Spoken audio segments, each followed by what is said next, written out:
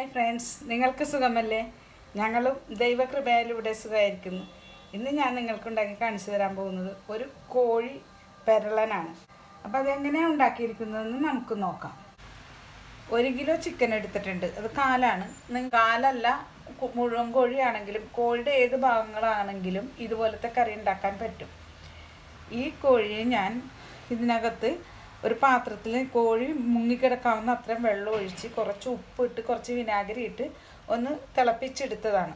കാരണം ഈ ആൻറ്റിബയോട്ടിക് കൊടുത്തു വരുന്ന കോഴിയെ നമ്മൾ നേരിട്ട് തന്നെ കറി വെക്കരുതെന്നാണ് എൻ്റെ ഒരു നിഗമനം. അതുകൊണ്ട് ഞാൻ എല്ലായ്പ്പോഴും ഇങ്ങനെ എടുക്കും. നിങ്ങൾക്ക് ആ കാര്യത്തിൽ താല്പര്യമില്ലെങ്കിൽ നിങ്ങൾ അങ്ങനെ ചെയ്യേണ്ട. നിങ്ങളുടെ ഇഷ്ടമുള്ളതുപോലെ തന്നെ ചെയ്തു. റെസിപ്പികൾ മാത്രം ഫോളോ ചെയ്താൽ. ഇതിലേക്ക് നമുക്ക് കുറച്ച് മഞ്ഞൾപ്പൊടി ഇട്ട് കൊടുക്കാം.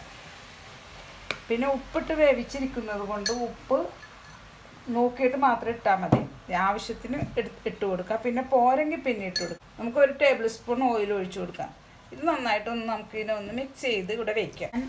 ഈ കോഴിയിലേക്ക് ഇടാൻ വേണ്ടിയിട്ട് കുറച്ച് വെളുത്തുള്ളി, 1 കഷ്ണം ഇഞ്ചി, കുറച്ച് പച്ചമുളക്, ഇത് 3ഉം കൂടി നമുക്കൊന്ന് ചതച്ചെടുക്കണം. പിന്നെ നമുക്ക് വേണ്ടത് കുറച്ച് കാശ്മീരി ചില്ലി മുളക്, കുറച്ച് മല്ലിയില, 3 ഏലക്കായ, 1 കഷ്ണം കറുകപ്പട്ട, 2 കഷ്ണം കറുകപ്പട്ട, കുറച്ച് പെരിഞ്ചീരകം.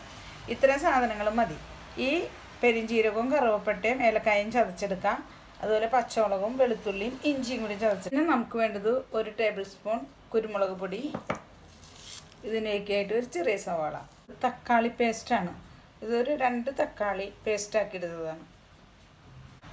ഈ കോഴിക്കറി ഉണ്ടാക്കാൻ വേണ്ടി ഞാൻ ഇതുപോലെ ഒരു പാത്രം വെച്ചിട്ടുണ്ട്. നമുക്കതിലേക്ക് ആവശ്യത്തിലുള്ള എണ്ണ ഒഴിച്ചു കൊടുക്കും. നമ്മുടെ എണ്ണ ചൂടായിട്ടുണ്ട്. നമുക്ക് ആദ്യം പൊടിച്ച് വെച്ചിരിക്കുന്ന ഈ മസാലകൾ ഇട്ട് കൊടുക്കാം. നമുക്ക് ഈ കാശ്മീരി മുളക് പൊടി ഇട്ട് കൊടുക്കാം. നമുക്ക് ഈ സവോള ഇട്ട് കൊടുക്കാം. മുളക് പൊടിയും മസാലയും നമ്മൾ ആദ്യം ഇടുന്നത്. ഇതെല്ലാം ഈ പച്ച മസാലകൾ അധികം നമ്മൾ മൊരിക്കുന്നില്ല. അപ്പോൾ തീ വളരെ കുറച്ച് വെച്ചിട്ട് ഇത് മൊരിച്ചെടുക്കാൻ പറ്റുള്ളൂ. ഇനി ഇതിലേക്ക് നമുക്ക് ചതച്ച് വെച്ചിരിക്കുന്ന വെളുത്തുള്ളിയും പച്ചമുളകും ഇഞ്ചിയും ഇട്ട് കൊടുക്കാം. നമുക്കിതിലേക്ക് ഈ മല്ലിയില ഇട്ട് കൊടുക്കാം. ഇതൊക്കെ വെറുതെ ഒന്ന് വാടിയാൽ മാത്രം മതി. പിന്നെ ഇതിലേക്ക് നമുക്ക് ഈ കുരുമുളകിൻ്റെ പൊടി ഇട്ട് കൊടുക്കാം.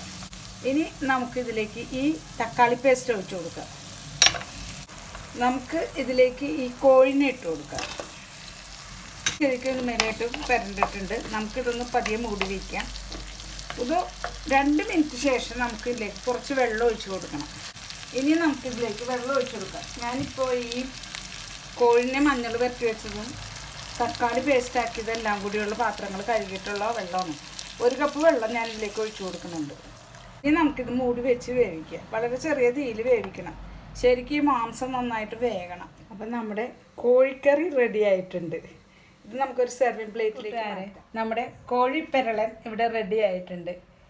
ഇത് നിങ്ങളെല്ലാവരും ഒന്ന് ട്രൈ ചെയ്ത് നോക്കണം. എല്ലാവർക്കും ഇത് ഇഷ്ടമാവും. ഇതിനകത്ത് ഒരുപാട് സാധനങ്ങളൊന്നും റെസിപ്പികളൊന്നുമില്ല. വളരെ കുറച്ച് സാധനങ്ങളേ ഉള്ളൂ. അതുപോലെ വേഗത്തിൽ തന്നെ നമുക്ക് ഇത് പാചകം ചെയ്തെടുക്കാനും കഴിയും.